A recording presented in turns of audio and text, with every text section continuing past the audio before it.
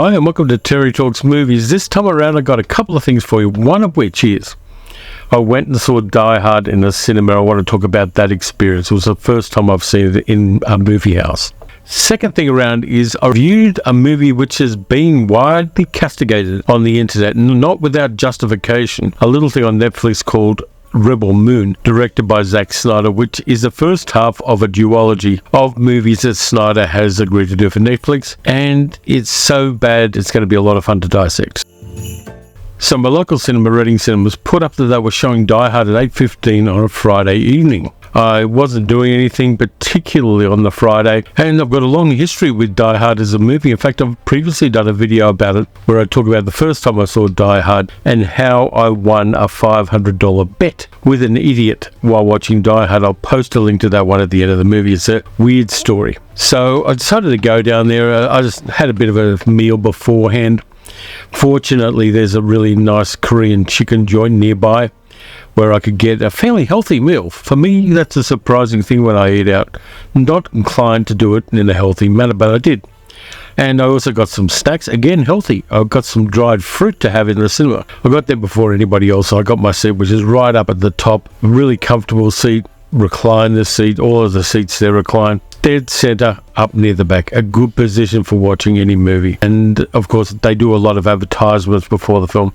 And the cinema started filling up. It ended up being about half full of people, which is pretty good for a movie that's, how old is it now? We're in 1989, so it's 1990. Actually, it's 33 years old. 34 years old. I got to know it right. He's 34 years old. So I was a bit surprised that people would do that, but there were mostly younger people in the audience. There were a couple of people who were kind of middle-aged, but for the most part it was young people. It was a weird experience because afterwards I went into the toilets, and I'm jumping ahead a bit but with reason here, and there were a couple of kids there talking about it, 3 or 4 of them, in the men's room, kind of getting themselves ready for going out after seeing the movie. And they were talking about it, and one guy says to the others, yeah, but I've seen this plot line in a lot of other films, so it wasn't that original for me. And his friend slapped him down and told him, yeah, this is the one where all of those other plot lines pretty much came from. So he got a bit of a reality check with that, which was amusing. I was trying not to smile. Die Hard on a big screen. Die Hard on a big screen is an experience. It's great. It's a movie I'm crazily familiar with. I must have seen it at least 10 times. And of course, as is my want, I have the 4K. So I spent money to go and see a movie that I already had on 4K at home. That's part of being a movie buff. You do mad things like that. And I knew all the lines, I knew the plot beats, and just watching them again on the big screen, I'm not sure I got too many extra insights into doing it. But there's always that interesting thing of watching it with a group of people. The first time I watched it was with a group of people. We were all sitting in a lounge room around what would now be considered a small TV on VHS watching this movie, and the group experience then paralleled the group experience I had going to the cinema, and it was fun. People laughed at the right bits, the one-liners and all of the quotable quotes, and there are any number of them in there, like the quarterback is toast, and they're going to need a shitload of screen doors and all that kind of stuff, and all the usual ones, yippee-ki-yay motherfucker, all that kind of stuff. All of those landed well with an audience, some of whom hadn't seen the movie. It's interesting. One of the things I've got to remember too is, because I'm not 20 years old, I've seen a lot of movies.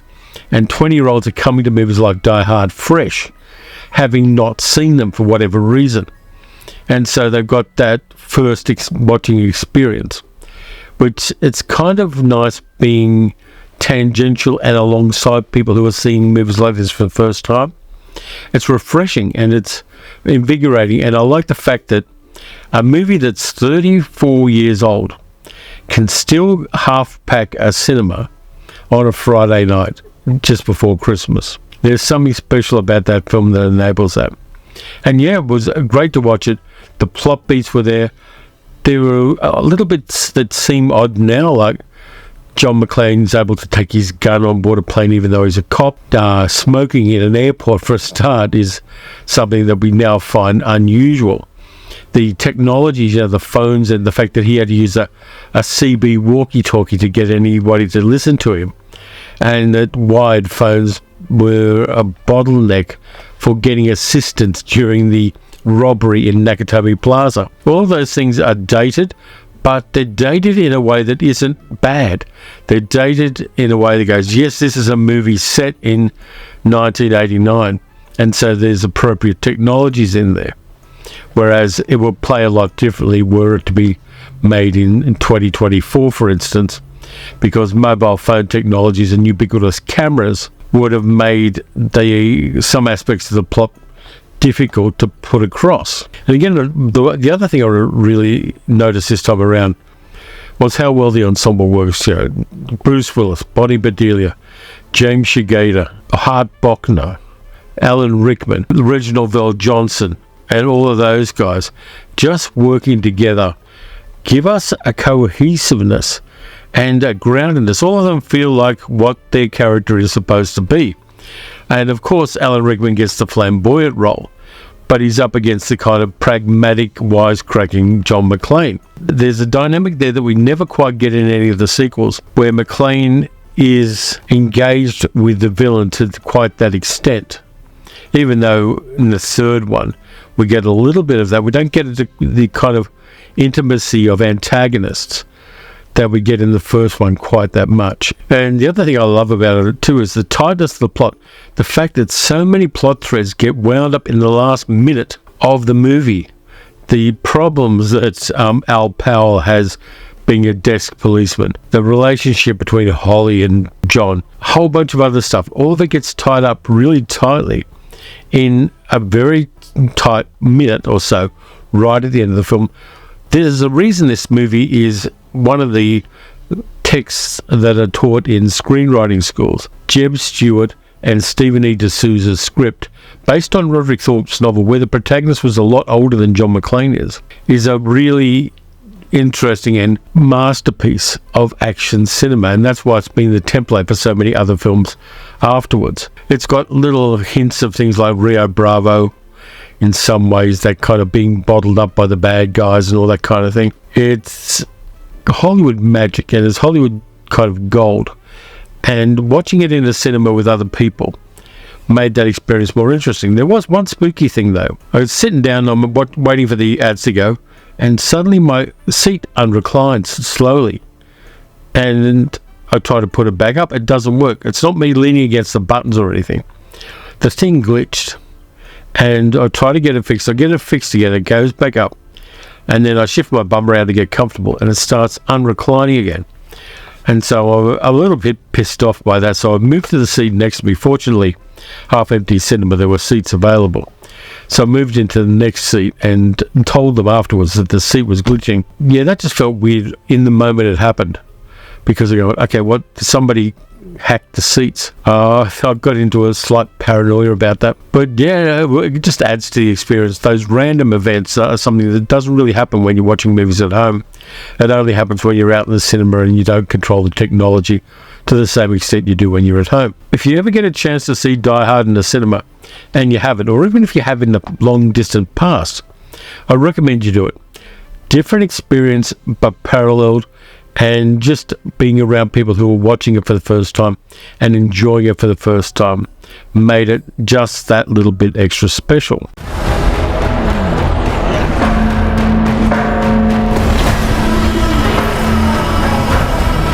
What do you think they want?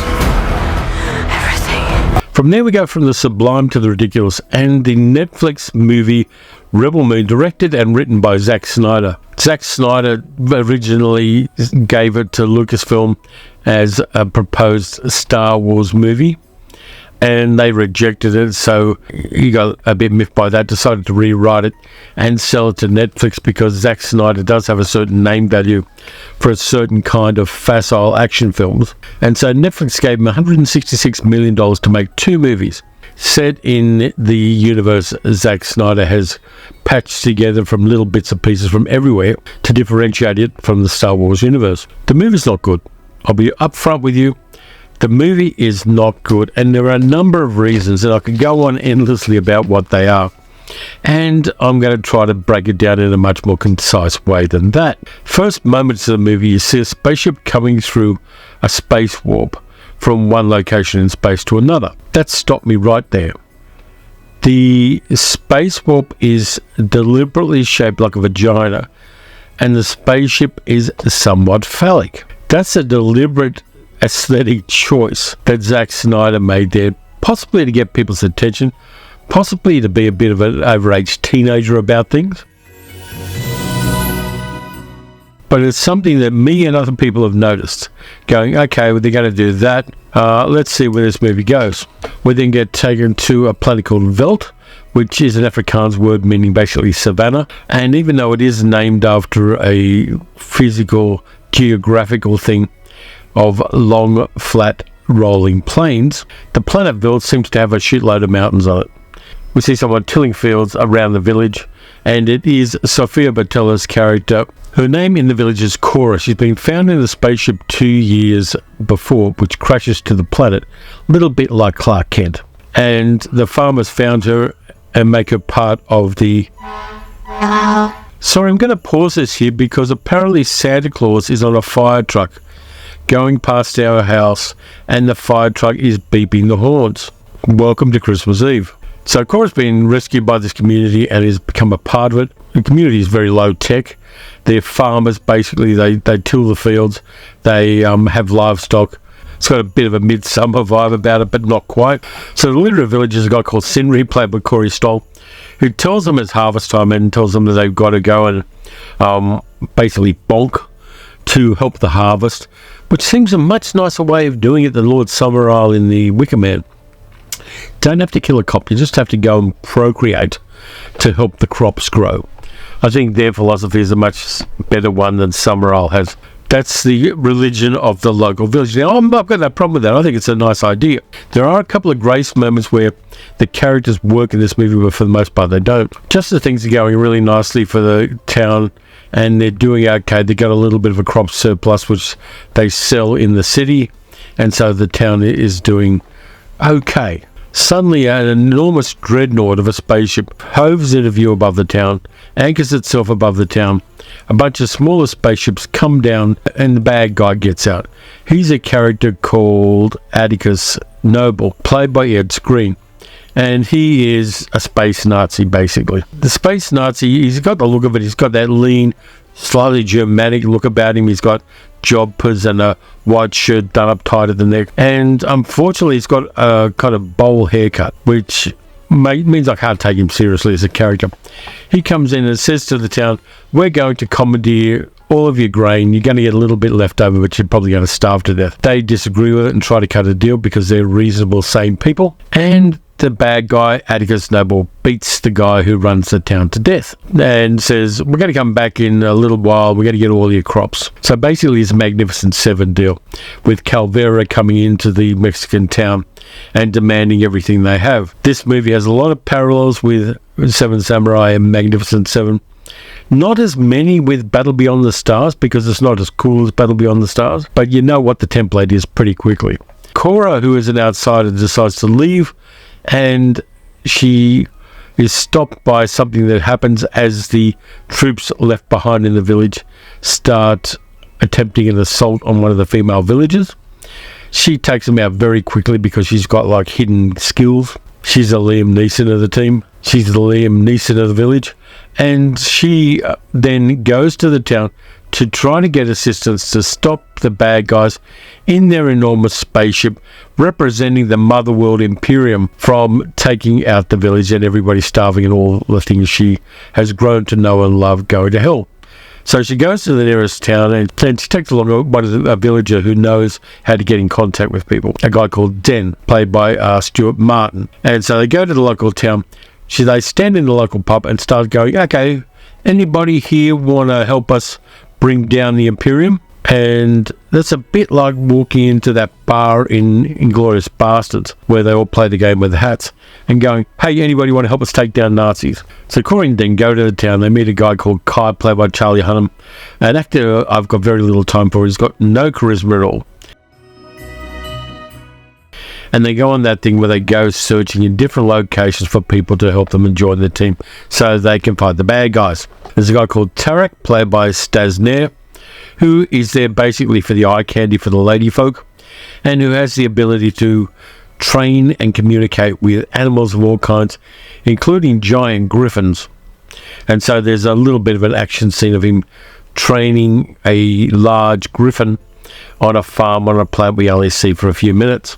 We get Bane Dua playing a character called Nemesis. Zack Snyder doesn't know how to name characters.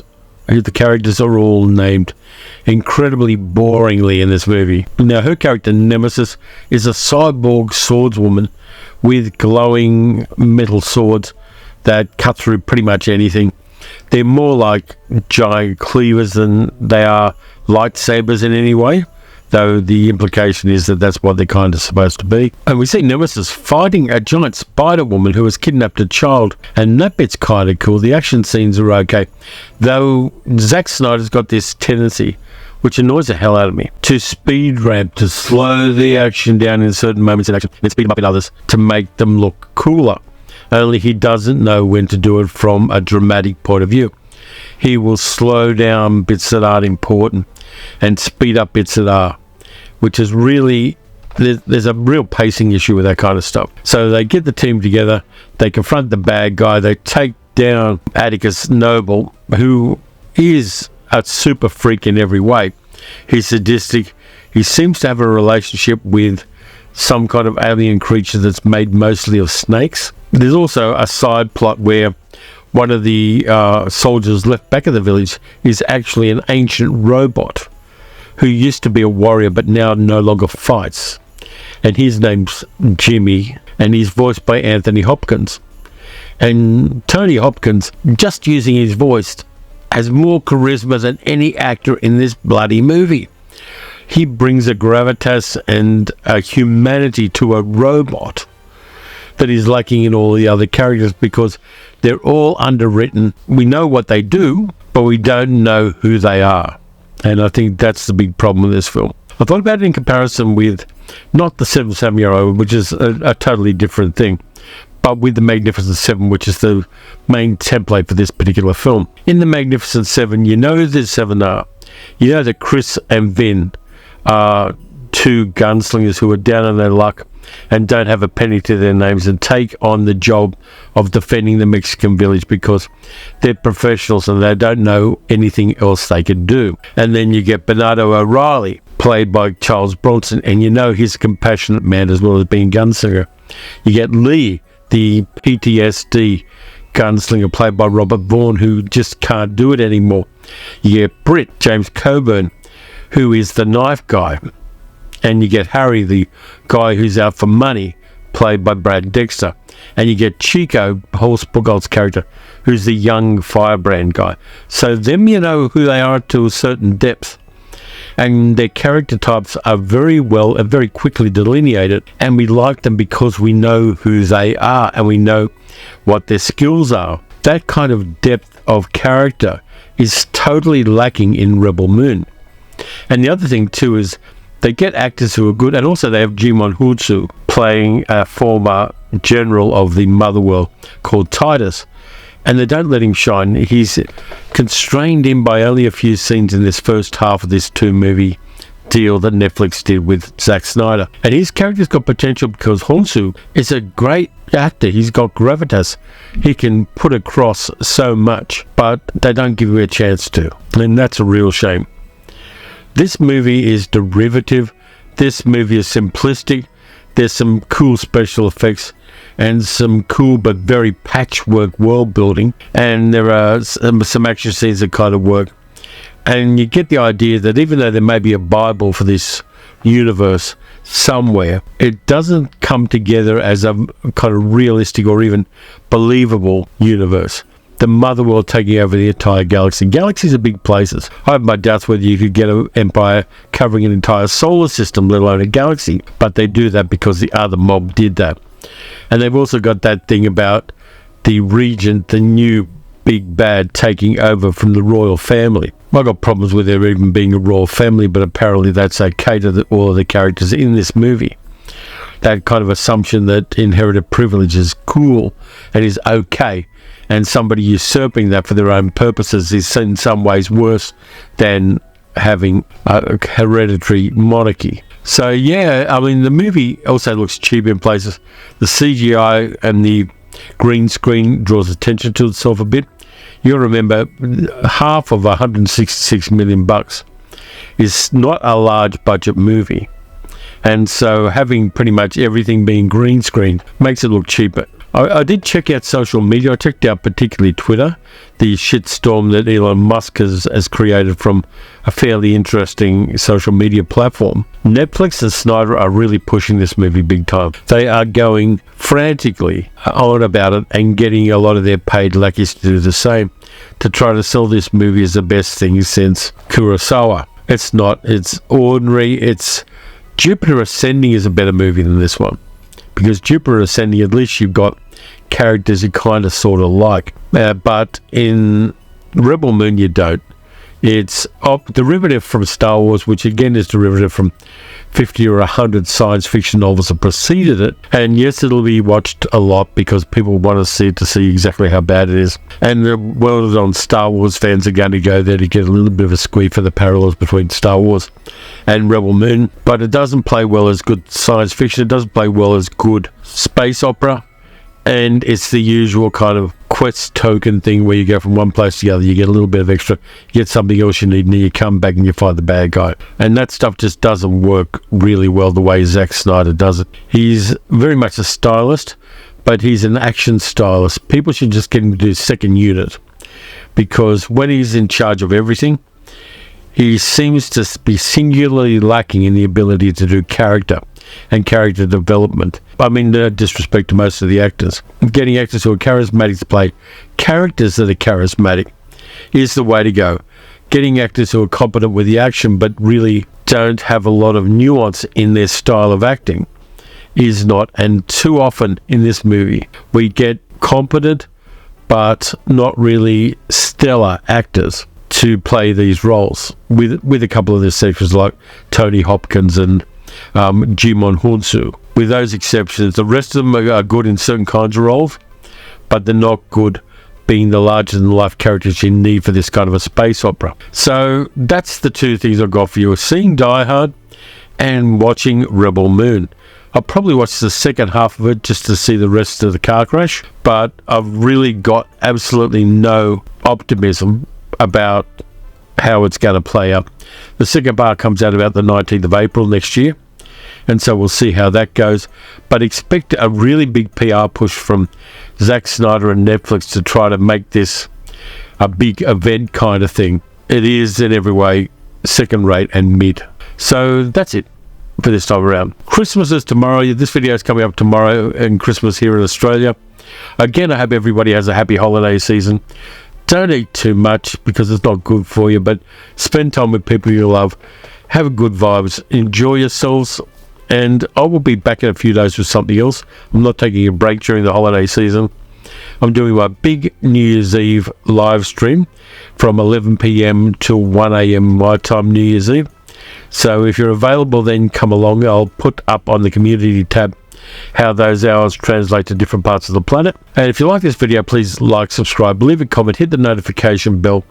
You can also support the channel by donating at the YouTube app, or else you can become a patron at patreon.com/TerryTalksMovies. This year's been a weird one in cinema, so until next time, watch some good movies, watch some bad movies. It's up to you whether you watch Rebel Moon or not, and I'll catch you next time.